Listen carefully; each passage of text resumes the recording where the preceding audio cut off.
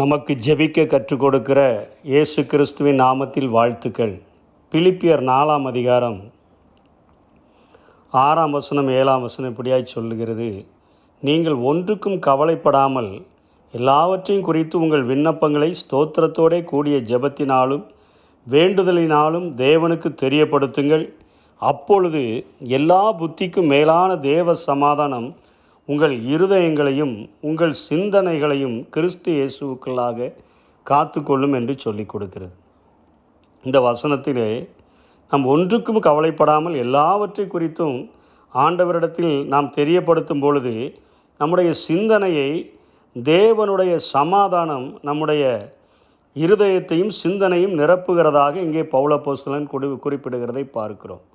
இன்றைக்கு ஒரு 3 சிறிய தலைப்புகளின் கீழே நாம் ஜெபிக்கிற ஜெபங்களுக்கு எப்படி பதில் பெற்றுக்கொள்ள முடியும் என்று சொல்லி நாம் பார்த்தோம் என்று சொன்னால், முதல் காரியம் நாம் செய்ய வேண்டியது, நாம் தேவனிடத்தில் விசுவாசம் உள்ளவர்களாய் நாம் ஜெபிக்கும் பொழுது நாம் தேவனிடத்தில் இருந்து அற்புதங்களை பெற்றுக்கொள்ள முடிகிறது. ஒன்றுக்கும் கவலைப்படாமல் எல்லாவற்றையும் குறித்து விண்ணப்பத்தை ஸ்தோத்திரத்தோடு கூடிய ஜெபத்தினாலும் வேண்டுதல்களினாலும் நாம் தெரியப்படுத்தும் பொழுது நாம் விசுவாசம் உள்ளவர்களாய் இருந்தோம் என்று சொன்னால் அந்த விசுவாசம் உள்ள ஜெபத்திற்கு நாம் பதிலை பெற்றுக்கொள்ள முடியும் என்பதை வேதம் நமக்கு சொல்லிக் கொடுக்கிறதா இருக்கிறது.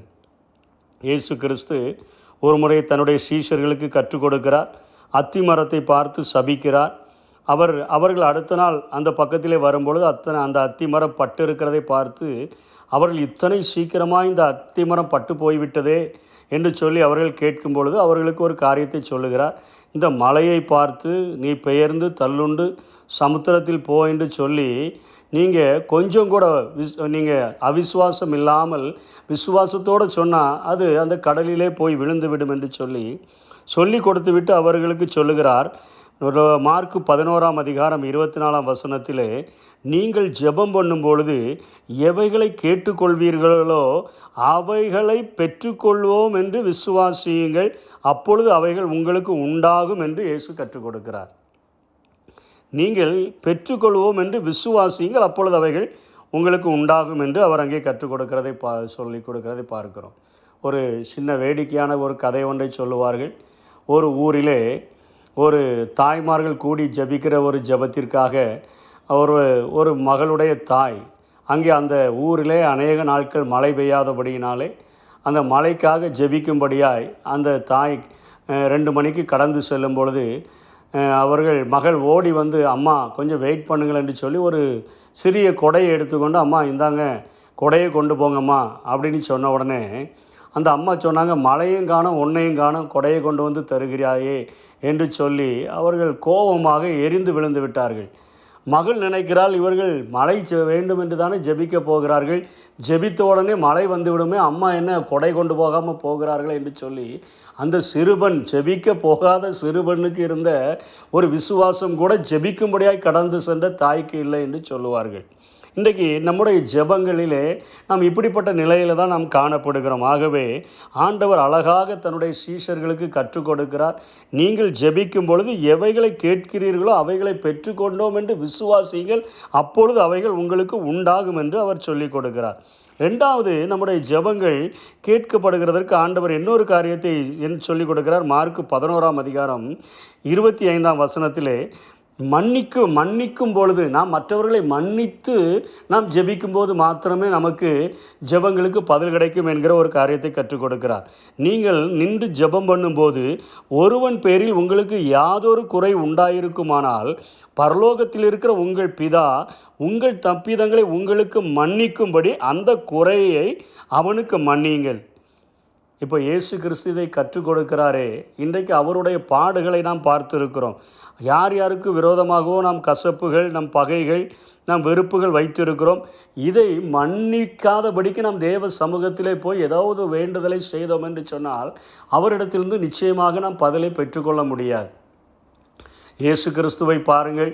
அவர் தன்னுடைய ஆடையையே திருடி கொண்டவர்கள், தன்னுடைய தலையிலே கோலினால் அடித்தவர்கள், தன்னுடைய சிரசிலே முள்முடியை சூட்டினவர்கள், தன்னுடைய கைகளிலே கால்களிலே ஆணிகளை கடாவினவர்கள் எல்லாருக்காகவும் முதலாக அவர் செய்கிற ஜெபம், பிதாவே இவர்களுக்கு மன்னியும், தாங்கள் செய்கிறது இன்னதென்று அறியாதிருக்கிறார்களே என்று சொல்லி அவர் ஜெபிக்கிறார்.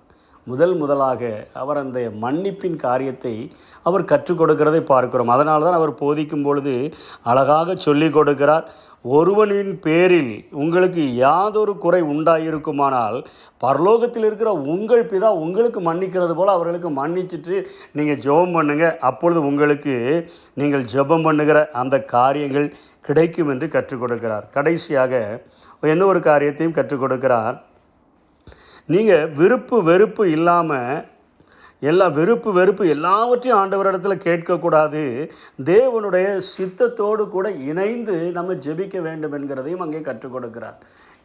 நீங்கள் இயேசு கிறிஸ்துவின் நாமத்தினால் அவருடைய சித்தத்தின்படி கேட்டால் பிதா நமக்கு அதை தருவார் என்று கற்றுக் கொடுக்கிறார். இன்னொரு வசனத்திலே இது என்ன நடக்கிறது, கெத்செமனே தோட்டத்திலே இயேசு அவர் காட்டி கொடுக்கப்படுகிற அந்த நேரம் வந்த பொழுது அங்கே யூதாஸ் ஓடி வந்து இவரை முத்தத்தினால் இவரை காட்டி கொடுக்கிறான்.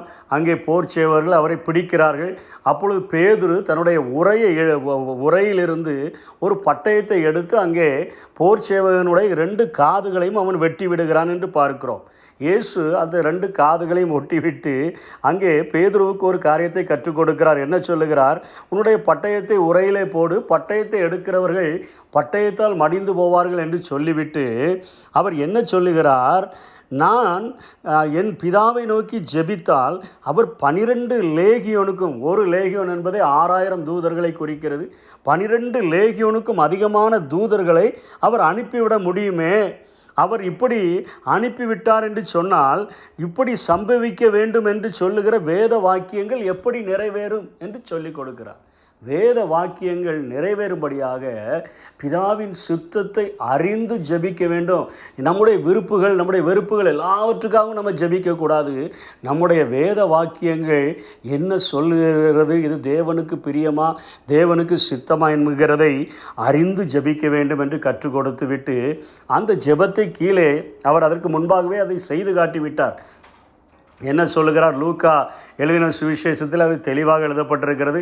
அவர் பிடித்து கொண்டு போகப்படுகிறதற்கு முன்பாக அவர் 3 முறை ஜெபிக்கிறார், பிதாவே இந்த பாத்திரம் என்னை விட்டு நீங்க கூடுமானால் நீங்கும்படி செய்யும், ஆனால் என்னுடைய விருப்பத்தின்படி அல்ல உம்முடைய சித்தத்தின்படி ஆக கடவுது என்று அவர் ஜெபிக்கிறார். அங்கே பிதாவின் திட்டத்திற்கு தன்னை ஒப்பு கொடுத்து ஜெபிக்கிறார். அது நிமித்தமாக தேவதூதன் இறங்கி அவரை பலப்படுத்தினான் என்று சொல்லி பார்க்கிறோம். ஆகவே நம்முடைய ஜெபங்களிலே நாம் விசுவாசித்து நாம் ஜெபிக்கும் பொழுது, மற்றவர்களை நாம் மன்னித்து ஜெபிக்கும் பொழுது, வேத வாக்கியங்களோடு கூட நாம் இணைந்து ஜெபிக்கும் பொழுது நம்முடைய ஜெபத்திற்கு ஆண்டவர் இன்றைக்கும் பதில் தருகிறவராக இருக்கிறார். இந்த சத்தியத்தின் மூலமாக கர்த்தர் உங்களை ஆசீர்வதிப்பாராக.